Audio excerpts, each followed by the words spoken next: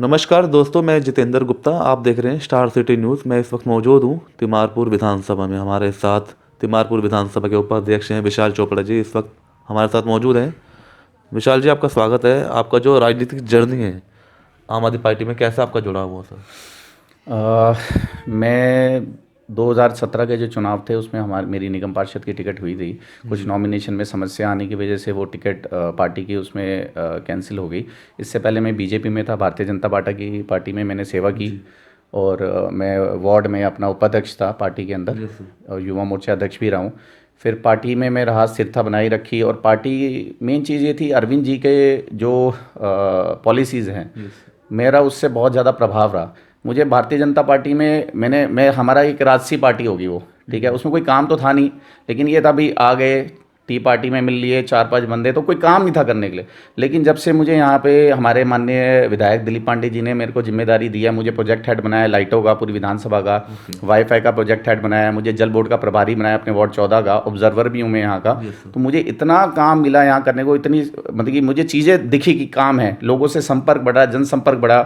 आज सब जगह जाना होता है, पूरी विधानसभा में लोग मेरे को जानते हैं, क्योंकि मुझे ये माध्यम मिला विधायक दिलीप पांडे जी की वजह से। उन्होंने मुझे जिम्मेदारियां दी, उनको लगा कि मैं इस जिम्मेदारी के काबिल हूं।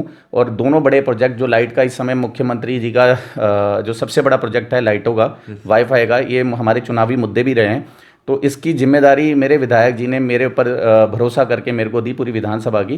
तो इस समय हमारे विधानसभा में 3600 लाइटें मैं लगा चुका हूँ। 2000 की रिक्वेस्ट और दी है, 100 वाईफाई हमारे विधानसभा में लग चुके हैं, 50 वाईफाई की रिक्वेस्ट मैंने और दे रखी है। तो काम पूरे लॉकडाउन में अभी तक जितना काम हमारी विधानसभा में हुआ है शायद ही कहीं पे हुआ हो, क्योंकि एक तो हमारे विधायक बहुत मेहनती है, और उनका शुरू से एक रहा है कि अपनी टीम को बढ़ा के चलो और टीम में जिम्मेदारियां बांटो। हर बंदे को जिम्मेदारी मिली हुई है ताकि वो काम में लोगों को परेशानी ना हो। सर, और इसके अलावा जैसे कि कोरोना काल जब चला, 23 मार्च को लॉकडाउन लगा, तो काफ़ी यहाँ गरीब भाई भी होंगे, प्रवासी मजदूर भी होंगे, तो उस समय आपकी क्या सेवाएं रही सर? हमारे विधायक जी के माध्यम से और हमारे कार्यकर्ताओं ने सारा राशन उनको दिया। स्कूलों में हमने कैंप लगाए, जिनके बाद राशन नहीं गिरे, मेरी स्टेप वाइज बटा, जैसे राशन कार्ड नहीं थे किसी के बाद, तो उनको राशन कैसे मिलेगा, तो हमने आधार कार्ड पे राशन दिया उनको। सभी स्कूलों में जिम्मेदारी लगी, आधार कार्ड पे राशन दिया गया। जिनके बाद राशन कार्ड थे सेकंड, उनको राशन डबल दिया गया, ठीक है। जिनको पेंशन आती थी उनको पेंशन 2500 आती, तो उनको पेंशन 5000 आई। कोई ई रिक्शा वाले जो लेबर में रजिस्टर्ड थे उनको भी 5-5 हज़ार रुपये आए।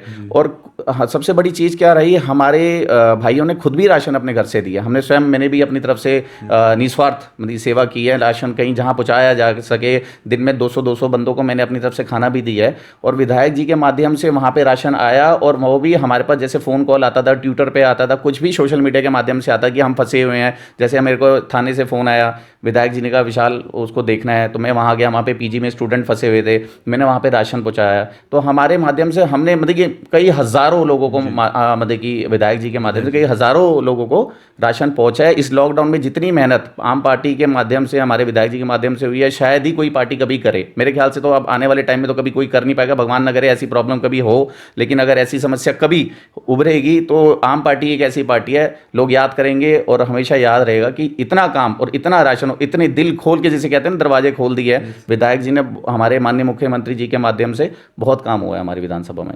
सर, आपका जो वार्ड लगता है, कौन सा वार्ड है? 14 नंबर वार्ड है हमारा। यहाँ की क्या क्या बेसिक समस्याएं बनी हैं आपके यहाँ की? जीटीबी नगर वार्ड हमारा 14 नंबर वार्ड है। इसमें बेसिक समस्या तो बहुत ज़्यादा नहीं है, क्योंकि एक तो हमारे वार्ड में क्लस्टर एरिया बहुत कम है। 2-1-3 क्लस्टर एरिया हैं, छोटे छोटे से, बहुत बड़े नहीं हैं। और बाकी सड़कों की भी कोई खास हमारी प्रॉब्लम नहीं है। लाइट्स हमने लगवाई दी, कहीं सिग्नल्स की प्रॉब्लम थी, वहाँ वाईफाई लग चुके हैं। और सीवर लाइन्स जहाँ जहाँ चेंज होनी थी हमने किया, लेकिन मार्च तक के लॉकडाउन की वजह से हमारा अभी बजट रुका हुआ है। लेकिन हमारे पुराने बजट में जो चीज़ें पास थी, वो विधायक जी के माध्यम से हम हर जगह, जैसे अभी स्वर्गाश्रम में मैंने सीवर लाइन डलवाई है, उसका काम चल रहा है।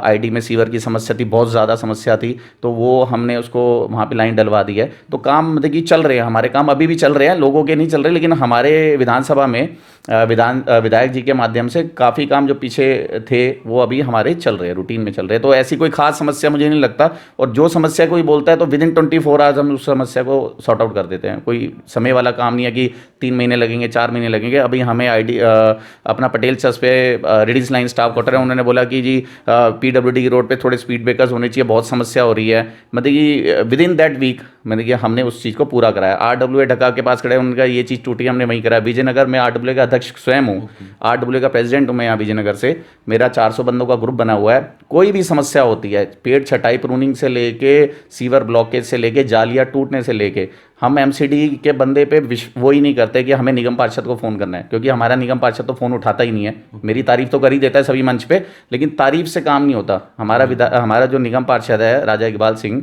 वो इसी विजयनगर ही रिहाइश है उनकी C ब्लॉक में, लेकिन उनको फ़ोन करो तो उनसे फ़ोन उठता नहीं है। लेकिन मैं उनको यही कहता हूँ कि आप जनता के चुने हुए बंदे हो, आपको ये नहीं देखना चाहिए कौन सा किस पार्टी का है, आप काम करो। वो कहते हैं कि यार अगले साल तो मुझे लड़ना नहीं है, तो अगर ये धारणा मन में बना के बैठ जाए तो बंदा काम ही नहीं करता।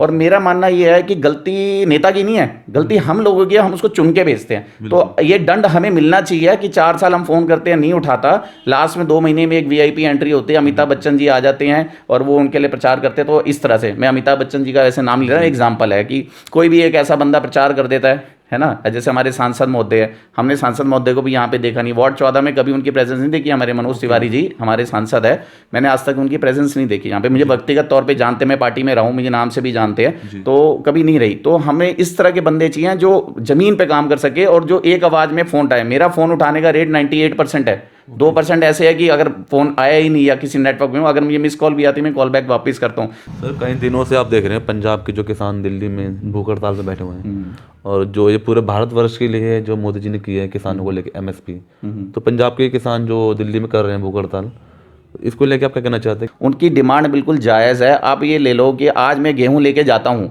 ठीक है, वो कहते हैं प्राइवेट बंदे कि ये जी 1800 का गेहूं नहीं है, ये तो इसमें कीड़ा लग गया है, ये गीला है, ठीक है। अब गीला है तो न्यूनतम पैसे तो उनको मिलेंगे नहीं, वो कहेगा जी 600 रुपये में छोड़ दा। एक बंदा मरता क्या ना करता, उसको 600 में देना पड़ेगा।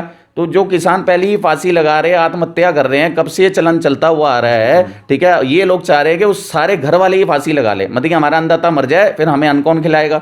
तो हम अपने अन्नदाता के साथ है, इनकी चीज़ों के साथ है, चलते हुए घोड़े को चाबुक नहीं मारनी चाहिए। बीजेपी की शुरू से नीतियाँ रही है, GST के बाद नोटबंदी के बाद GST ले आए, GST के बाद फेसलेस ले आए, हर काम ऐसे बिना सोचे समझे करते हैं कि अब कोरोना चल रहा था, क्या जरूरत थी ये करने की। कोरोना से लोग वैसे ही परेशान हैं, लोगों की नौकरियां चली गई, लोगों को रेंट नहीं मिले, मतलब कि लोगों के लिए खाने के लिए पैसे नहीं है। हमें पता है ना जमीन की स्थिति, ये तो ऊपर बैठ के ये चीज बोलते। कभी बताओ, उनका सांसद भी यहाँ पे आया हमारे क्षेत्र में, जब सांसद क्षेत्र में नहीं आया तो उसको ये क्या पता दिक्कत है, निगम पार्षद इनका फोन नहीं उठाता, ठीक है। तो हमारे इतने बड़े प्रधानमंत्री को क्या पता होगा, जब नीचे वाली चेन ही खराब है तो वो उनको क्या पता होगा नीचे क्या चल रहा है। इतनी कोरोना की महामारी में दिल्ली सरकार ने दरवाजे खोल दिए हर चीज के, फंड है या नहीं है। इन्होंने क्या 2 रुपए का फंड दिया, PM केयर बना दिया, अरबों रुपए का फंड वहां पे दे दिया भूपतियों ने, लेकिन वो PM केयर का फंड आज तक जमीन पे नहीं लगा है। अरबों रुपए है PM फंड में, लेकिन उन्होंने कहा दिल्ली सर को, जी ये दिल्ली की जनता भूखी मर रही है, लो बेटा 100 करोड़ भी ले लो, आप हमारी तरफ से सेवल ना। बस वो फोटोग्राफी करके मनोज तिवारी जी ने अपने 2-3 बैग। हमारा समर्थन, अगर हम किसान के बच्चे हैं तो हम वहाँ पे जाके उनको खाना दे रहे हैं, हम के साथ बैठे हैं। परसों तरसों में 100 शॉल लेके गया था, मैंने शॉल दिया जो अपने हमारे माध्यम से हम कर सकते हैं। तो ये हम किसान के बेटे हैं तो हम जाके वहाँ पे दे रहे हैं। तो किसान के बेटों की अगर हम बिजनेस कर रहे हैं, हम खेती नहीं कर रहे, तो हमारा जो फर्ज है वो हम पूरा कर रहे हैं। हम वहाँ किसान भाई की जितनी मदद कर सकते हैं हम एज अ किसान बेटे ही कर रहे हैं। हम ये नहीं कर रहे कि हम बिजनेसमैन हैं, हम किसान बेटे कर रहे हैं। लेकिन मैं अगर जमीन नहीं जोत रहा, मेरे पास जमीन नहीं है, तो मैं बिजनेस करके अपने देश को पैसा दे रहा हूं, ताकि देश की मतलब आर्थिक स्थिति हमारे ऐसे बिजनेसमैन से सुधार आए और मतलब देश प्रगतिशील बने और प्रगति के रास्ते पे चले। अच्छा विशाल जी, मेरा लास्ट सवाल है, आप जैसे आप काफ़ी पुराने जुड़े हुए हैं राजनीति से, पार्टी से, अगर भविष्य में आपको पार्टी मौका देती है नगर निगम चुनाव के लिए, तो आप आगे चुनाव लड़ने के लिए इच्छुक हैं आप आगे? हाँ बिल्कुल, पार्टी अगर सेवा का मौका देगी मुझे तो मैं बिल्कुल करूँगा। एक्चुअली देखो, मैं राजनीतिक बंदा नहीं हूँ, हमारे घर में राजनीतिक बंदे रहे हैं, हमारे दादाजी संघ के प्रचारक रहे हैं, ठीक है, हमारे नाना जी हेमराज मल्होत्रा जी बीजेपी से निगम पार्षद रहे मलकागंज से, ठीक है। तो हमारे तो बॉन में लीडरशिप है। मैं पॉलिटिशियन नहीं बनना चाहता, मेरे शुरू से कोई शौक नहीं है पॉलिटिशियन बनने का, क्योंकि देखो मेरा मानना अलग है। मैं बिना पॉलिटिशियन के भी इतने काम होते हैं जो मैं बिना उसके भी कराता हूँ। मुझे ये देखना है, बस एक बार जाके देखना ये लोग मतलब कि काम क्यों नहीं करते।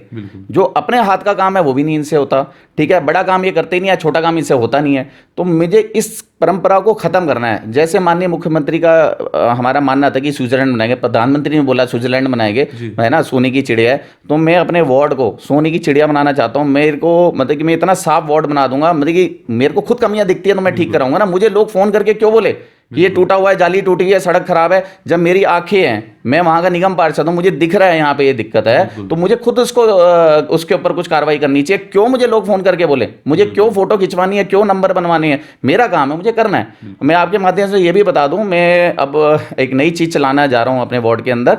मैंने सैलरी पे लड़के रखे हैं अपने, आज इंटरव्यू उनका, और मशीन्स खरीदने में जा रहा हूं। अभी आप आ गए मेरे पास, मैं मशीन खरीदने जा रहा हूं जिसमें ट्री प्रूनिंग का काम और फॉगिंग का काम मैं खुद अपने माध्यम से कराऊंगा।